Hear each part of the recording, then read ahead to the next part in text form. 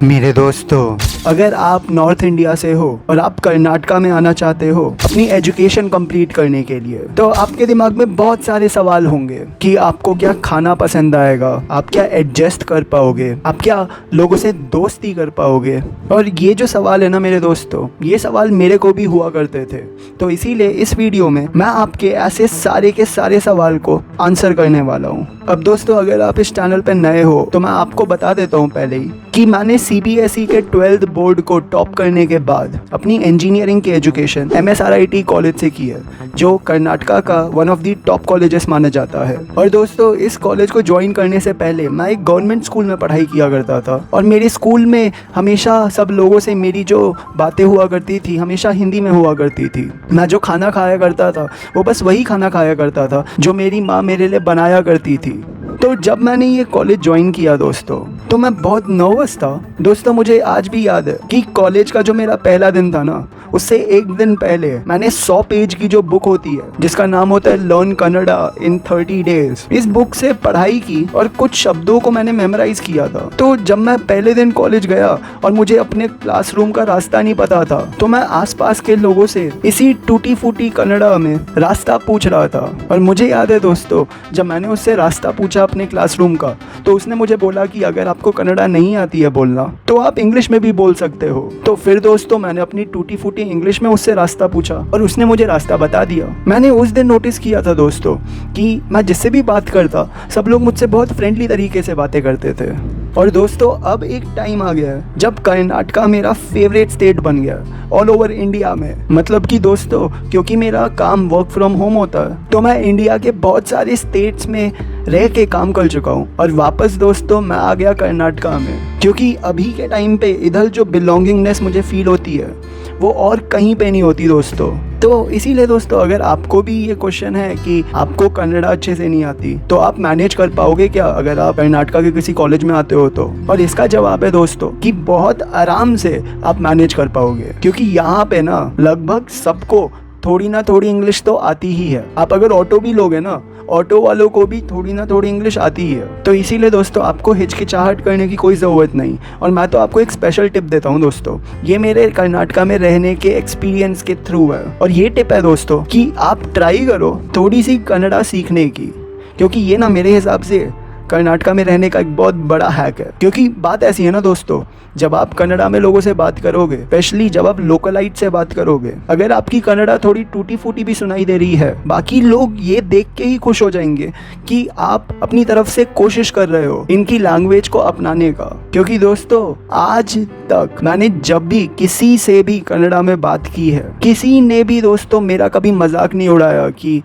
ये क्या, तू तो अच्छे से बात ही नहीं कर पा रहा कन्नड़ा में। उल्टा, जब भी मैं बात किया हूँ किसी से भी कन्नड़ा में, और वो स्पेशली लोकलाइट है, तो वो तो मेरी तरफ और फ्रेंडली हो जाते हैं दोस्तों। तो इसीलिए दोस्तों ये एक बहुत बड़ा लाइफ हैक है। अगर आप थोड़ी सी भी कन्नड़ा में लोगों से बातें करोगे ना, तो आपको डिस्काउंट्स मिलना बहुत आसान हो जाएगा, आपको दोस्त बनाना बहुत आसान हो जाएगा, और आपका जो एक्सपीरियंस होगा ना कर्नाटका में रहने का, वो बहुत ही प्यारा एक्सपीरियंस होगा। ये मुझसे आप लिख के ले लो। दूसरी बात जो है वो है खाने की। तो दोस्तों, ये मैं आपके लिए क्लैरिफाई कर देता हूँ कि आपको कर्नाटका में हर तरह के ऑप्शंस हर जगह मिलेंगे। आपको नॉर्थ इंडियन फूड मिलेगा, साउथ इंडियन फूड मिलेगा, चाइनीज फूड मिलेगा, जैसा चाहिए वैसा मिलेगा। बस दोस्तों, आप ये गलती मत कर देना कि आप अपने कंफर्ट की वजह से जो कर्नाटका का खाना है उसको एक्सप्लोर नहीं कर पाए। ये करना तो दोस्तों आपकी बहुत बड़ी भूल होगी। क्योंकि मैंने ये ऑब्जर्व किया था दोस्तों, मेरे कुछ फ्रेंड्स जो नॉर्थ इंडिया से आए हुए थे मेरे साथ ही पढ़ाई करने के लिए, वो इतना यूज्ड टू थे नॉर्थ इंडियन फूड से कि पूरे 4 ईयर की इंजीनियरिंग में उन्होंने कोई साउथ इंडियन फूड खाया ही नहीं। और ये दोस्तों इतनी बड़ी भूल इसीलिए है क्योंकि ज्यादातर लोग जिनको भी मैंने ऑब्जर्व किया है, मेरे को इंक्लूडेड, जिन्होंने भी साउथ इंडियन फूड ट्राई किया है, सबको कुछ ना कुछ तो पसंद आया है। जैसे मेरा फेवरेट खाना तो अभी दोस्तों पनीर मसाला डोसा हो गया।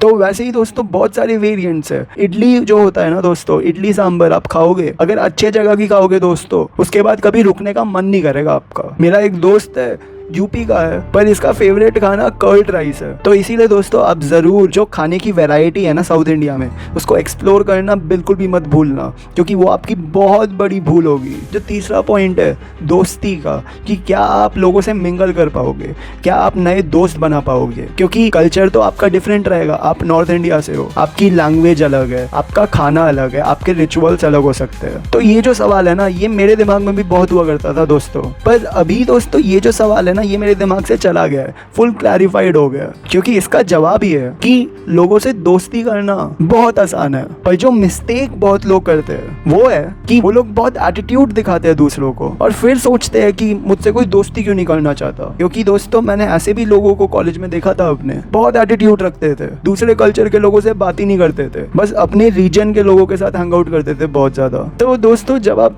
रिस्पेक्ट नहीं कर रहे हो अपने सामने वाले की, तो आपका सामने वाला क्यों ही आपकी रिस्पेक्ट करेगा, सिंपल सी बात है। और ये बात बस कर्नाटका से लिमिटेड नहीं है, मैं साउथ इंडिया के हर स्टेट में रह चुका हूँ दोस्तों, और मैं ये आपको कॉन्फिडेंटली बता सकता हूँ कि पूरे साउथ इंडिया में जो भी लोग हैं दोस्तों, आप में भले ही उनके साथ ज्यादा कॉमन चीजें ना हो, पर जो सबसे बड़ा फैक्टर जो आप लोगों में कॉमन हमेशा रहेगा वो है इंडिया के लिए लॉयल्टी। क्योंकि सब लोग ना दोस्तों, आप किसी भी स्टेट में चले जाओ, आपको फेलो इंडियन ही समझते हैं, कि माना कि आपकी भाषा अलग है, आपका कल्चर अलग है, आपका रिचुअल्स अलग है, पर आखिरकार आप हो तो हमारे फेलो इंडियंस ही। तो इसीलिए जब आप ये बात समझ जाओगे ना, और ये समझने के बाद आप लोगों से रिस्पेक्टफुली इंटरैक्ट करना शुरू करोगे, तो आप देखोगे कि ये जो दोस्ती यारी का चक्कर है ना, बहुत आसान बन जाता है। तो ये थे दोस्तों मेन के 3 पॉइंट्स। जो फाइनल पॉइंट है ना दोस्तों, वो मैं ये बोलूँगा कि अगर आप नॉर्थ इंडिया से हो और मानो कि आपको कॉलेज ये सब करने में कोई इंटरेस्ट ही नहीं है, मैं तो दोस्तों फिर भी आपको रेकमेंड करूंगा कि जरूर आप एक्सप्लोर करने के लिए तो पूरे साउथ इंडिया में आना ही जरूर। क्योंकि जो इंडिया है ना दोस्तों, हमारा देश,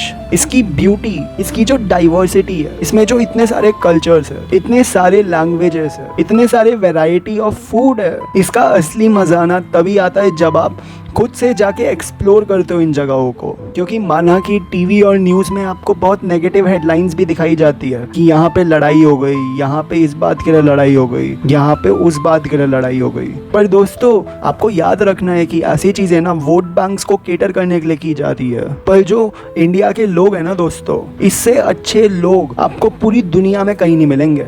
ये आप मुझसे लिख के ले लेना। तो ये थे मेन क्वेश्चंस जिनके आंसर्स लोगों को पूछने होते हैं। अगर आपके और भी कोई सवाल है तो ज़रूर कमेंट बॉक्स में लिख देना, क्योंकि मैं हर कमेंट का जवाब देता हूँ दोस्तों। तो अभी के लिए बस इतना ही, मिलते हैं नेक्स्ट वीडियो में, और तब तक के लिए नमस्कार।